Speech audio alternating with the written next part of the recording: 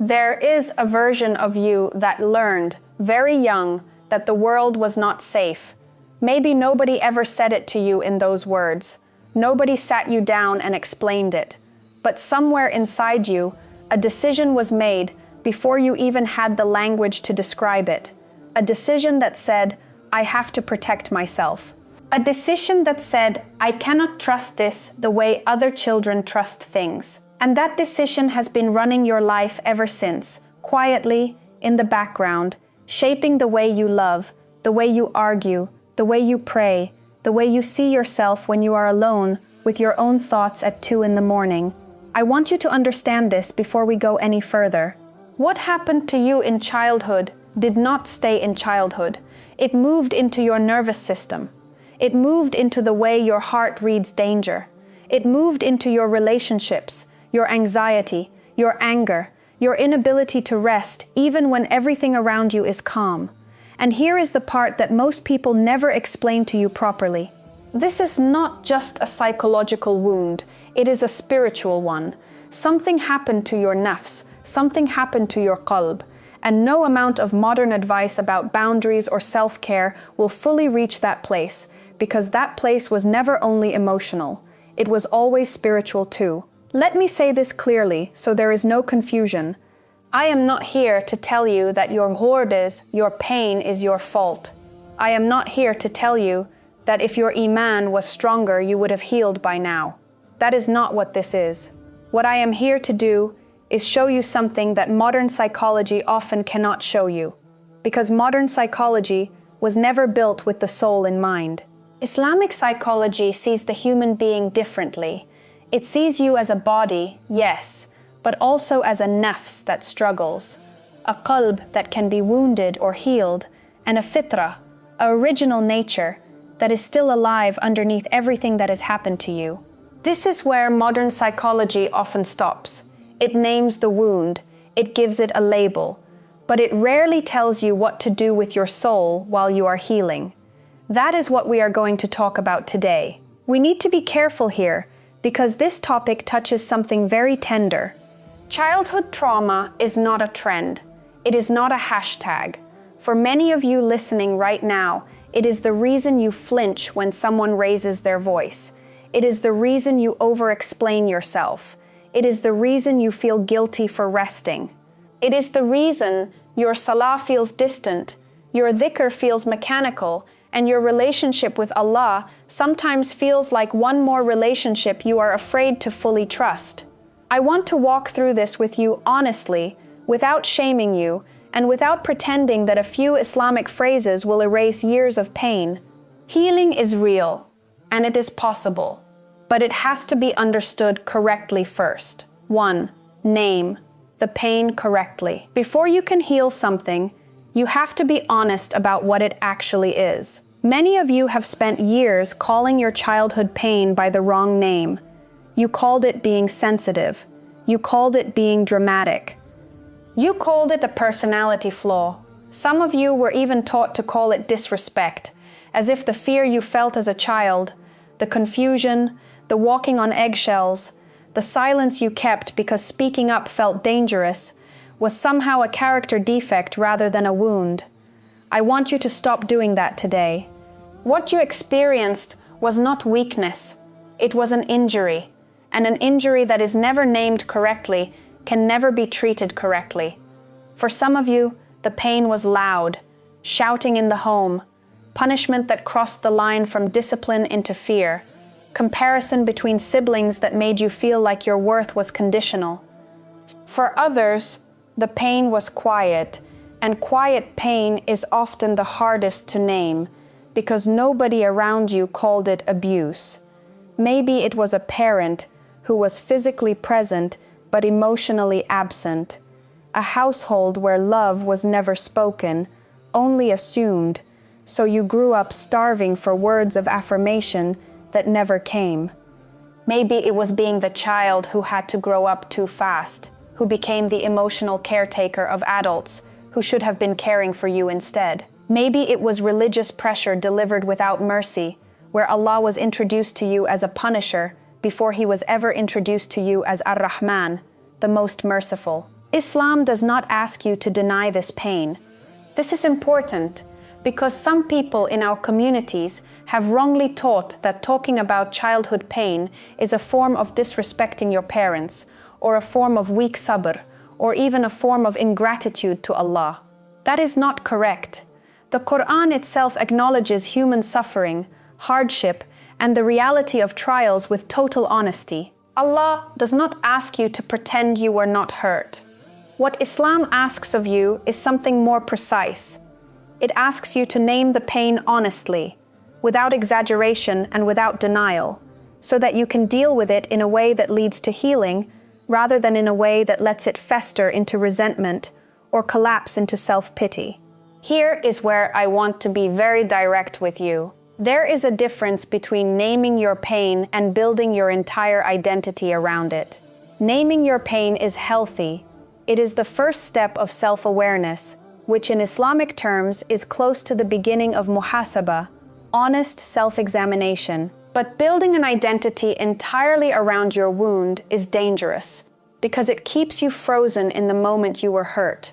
You start to see every relationship, every conversation, every disappointment through the lens of that original wound, and instead of healing, you keep reliving it in different disguises. Modern psychology may name the wound, but Islamic psychology asks what happened to the soul underneath it. That is the deeper question we are trying to answer. So before you move forward in this video, I want you to sit with one honest sentence. Say it quietly to yourself if you need to.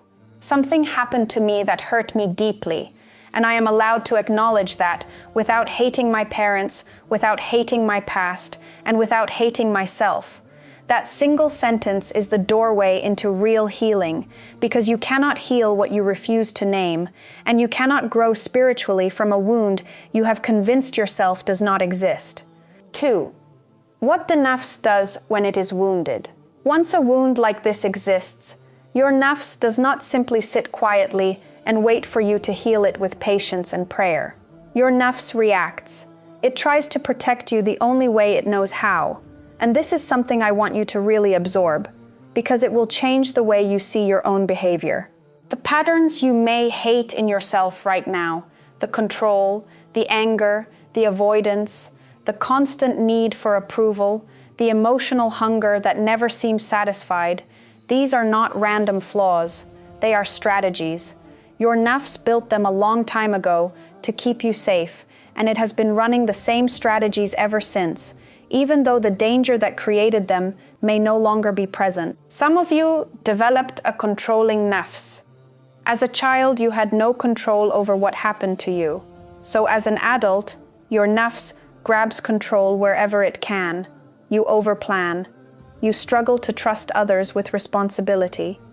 You feel anxious in situations of uncertainty, because uncertainty once meant danger. Others developed an avoidant nafs. You learned that expressing your needs led to punishment or disappointment, so now you suppress your needs entirely, even in marriage, even in friendship, even in your relationship with Allah, where you find yourself avoiding sincere dua because deep down you fear disappointment there too. Some of you developed what I would describe as an emotionally hungry nafs. You are constantly seeking validation, attention, and reassurance, not because you are shallow, but because a part of you never received enough affirmation as a child, and now your nafs is trying to fill that emptiness through people, through achievement, through the approval of others. This is where nafs al-ammara, the nafs that commands towards impulsive and unrestrained desire, can quietly take over. It convinces you that the next relationship, the next achievement, the next form of comfort will finally fill the emptiness. It never does, because the emptiness was never meant to be filled by creation. It was meant to be filled by connection with the Creator.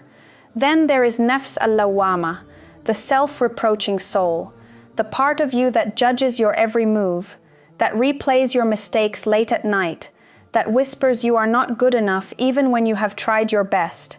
For many trauma survivors, this voice becomes cruel, far beyond what Islam ever intended. Islamic self-accountability is meant to be honest but merciful. It is meant to help you grow, not to destroy you with shame. Yet many of you have turned muhasabah into self-punishment, treating yourselves with a harshness that even the Prophet, peace be upon him, never treated his own companions with, even when they made real mistakes. I want you to understand something important here. The Nafs is not your enemy in the way many people assume. The Nafs is a part of you that needs to be trained, disciplined, and gently guided back toward what is good, not violently suppressed or hated. When you understand that your controlling behavior, your avoidance, your emotional hunger, and your harsh inner critic are simply an unhealed nafs trying to protect a wounded child inside you, you stop hating yourself for these patterns, and you start working with your nafs instead of constantly warring against it in confusion. 3. How the qalb becomes covered.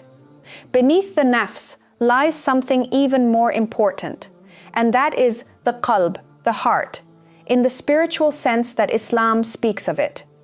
The qalb is where truth is supposed to be received. It is where you feel closeness to Allah. It is where sincerity lives, where humility lives, where the ability to love deeply and trust safely is supposed to reside. But repeated pain, especially the kind experienced in childhood when the heart is at its most impressionable, can cause the qalb to become covered, not destroyed. I want to be extremely clear about that distinction, because many of you have quietly believed that your heart is beyond repair, and that belief itself is one of the heaviest coverings sitting on top of it right now.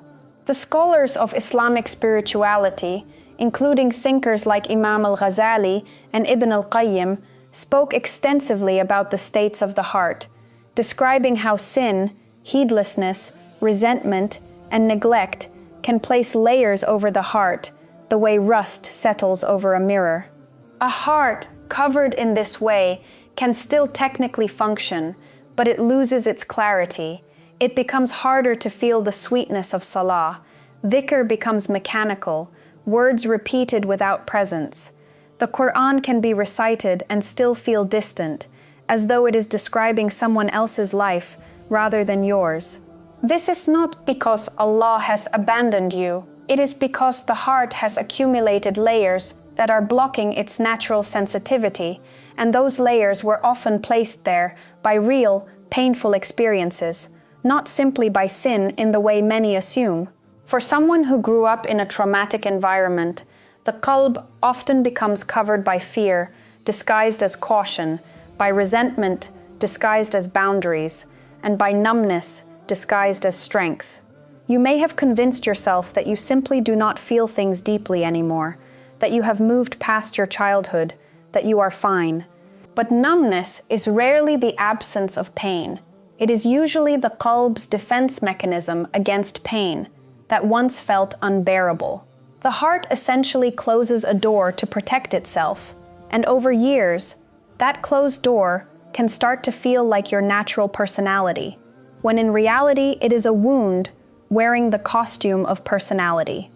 This is also where waswasa, the whispering of doubt and negativity, can attach itself more easily to a wounded heart, a heart that already carries fear, self-doubt, and unresolved pain becomes fertile ground for whispers that tell you Allah does not love you, that you are too damaged to be forgiven, that your prayers do not matter, or that you will never change.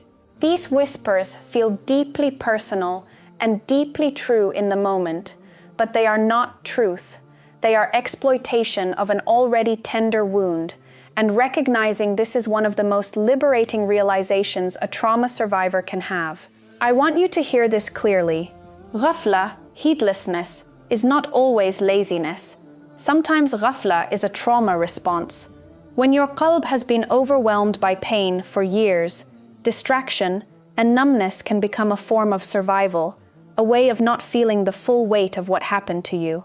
Understanding this removes a layer of unnecessary shame, because now you can see your distance from Allah not as proof that you are a bad Muslim, but as a symptom of an unhealed heart that needs gentle, consistent spiritual care to become sensitive again. 4. Why modern advice often feels incomplete. Modern psychology has done real good in the world, and I want to say that honestly, because I am not here to dismiss therapy or modern mental health tools as worthless. Concepts like inner child work, attachment theory, cognitive patterns, and nervous system regulation have genuinely helped people understand parts of their pain that were previously invisible to them. If a person needs therapy, medication, or professional support, seeking that help is not a lack of faith. It can be a legitimate means Allah has placed in this world for healing, and pretending otherwise does a disservice to people who are genuinely suffering. But here is where I need you to think carefully with me. Even the most advanced modern psychological frameworks were built without a place for the soul. They can describe your triggers with impressive precision. They can map your attachment style, name your coping mechanisms, and explain the neuroscience of your anxiety. What they often cannot do is answer the deeper question that every wounded human being eventually asks in the middle of the night, which is, why did this happen to me? And what is any of this suffering actually for? Modern psychology is excellent at describing symptoms. It frequently struggles to provide meaning, and human beings cannot survive on description alone. We need meaning to endure real suffering. This is precisely where Islamic psychology goes further. It does not stop at explaining your anxiety as a nervous system response. It asks, what is happening to your fitrah underneath that anxiety? It does not stop at labeling your anger as an attachment wound. It asks what your nafs is trying to protect, and what your qalb needs in order to soften again. It does not treat your pain as a closed, meaningless accident of biology and environment. It treats your pain as part of a larger reality involving Allah's wisdom, His mercy, the test of this worldly life, and the promise of accountability and reward in the akhirah. This context does not erase the reality of pain, but it gives the pain a place to belong, rather than leaving it floating in a universe governed only by chance and dysfunction. There is also something modern self-help culture rarely tells you honestly, and I want to say this directly. Many modern approaches to healing implicitly encourage you to center yourself completely, to make your own comfort and self-actualization the highest goal of existence. There is some truth buried in that message, because you do need self-respect and boundaries. But taken to its extreme, this philosophy quietly removes accountability, removes humility, and removes the reality that we are not the center of the universe, Allah is. Islamic psychology holds both truths together with balance. You matter, your pain matters, your healing matters, and at the same time, you are a servant of Allah, accountable, purposeful, and part of something far larger than your personal comfort. That balance is something modern self-help language struggles to hold because it was never designed with servanthood, sin, forgiveness, or the unseen realities of the soul in mind. I am not telling you to throw away every modern tool you have found helpful. I am telling you that if you only use modern tools, you will keep hitting a ceiling, a point where the technique works for a while, but the emptiness returns, because the technique never touched the part of you that only Allah was designed to heal. 5. The Islamic path of inner healing. Now let us talk about what actually helps in a grounded and practical way, because I do not want to leave you with only theory. The first step in Islamic healing is Tawbah, and I want you to understand Tawbah correctly here, because this is not primarily about the childhood wound itself, since a child bears no sin for what was done to them. Tawbah here is about returning your heart back to Allah after years of distance, resentment, numbness, or disconnection that grew out of pain. It is saying, "Oh Allah, I do not fully understand why this happened to me, but I am choosing to come back to you rather than staying frozen in my wound." The second step is muhasabah, honest self-examination, but done with mercy rather than cruelty. This means sitting with yourself regularly and asking, what pattern did I repeat today because of an old wound, and how can I respond differently tomorrow? This is not self-punishment. This is spiritual maturity. The same self-awareness scholars like Ibn al-Qayyim described as essential for anyone seeking real inner transformation. Tazkiyah, the purification of the self over time, patiently, layer by layer. Dhikr becomes essential here, not as a mechanical habit, but as a deliberate practice of returning your nervous system and your heart to remembrance of Allah in moments when old fear or old pain resurfaces. When you feel triggered, when an old wound flares up in your chest, dhikr is not a magic formula that erases the trigger instantly, but it is a practice that slowly retrains your heart to seek Allah first, rather than seeking control, escape, or approval first, the way your nafs was trained to do in childhood. Salah deserves special attention here, because for many trauma survivors, salah has become either a source of guilt or an empty routine. I want to encourage you to approach your salah honestly rather than performing it out of fear alone. Speak to Allah in your sujood the way you would speak to someone you trust completely. Tell Him what hurts. Tell Him what you do not understand. This honesty in salah begins to rebuild the very trust that your childhood may have damaged, because you are learning, perhaps for the first time, what it feels like to be vulnerable with someone who will never betray that vulnerability. Sabr and tawakkul work together here as well. Sabr is not passive suffering. It is active, dignified endurance while you take real steps toward healing. Tawakkul is not refusing to seek help. It is doing everything within your ability, whether that is therapy, honest conversations, boundaries, or spiritual practice, and then trusting Allah with the outcome rather than demanding an instant, complete resolution to years of pain. Alongside this, changing your environment matters. If certain relationships or environments continue to reopen the wound, protecting yourself through healthy boundaries is not a lack of forgiveness, it is wisdom. Surrounding yourself with good companionship, people who remind you of Allah rather than reinforcing your old wounds, is one of the most underestimated tools of healing in our tradition. 6. What you must stop feeding inside yourself. I want to speak to you honestly now, because real healing requires honesty, not just comfort.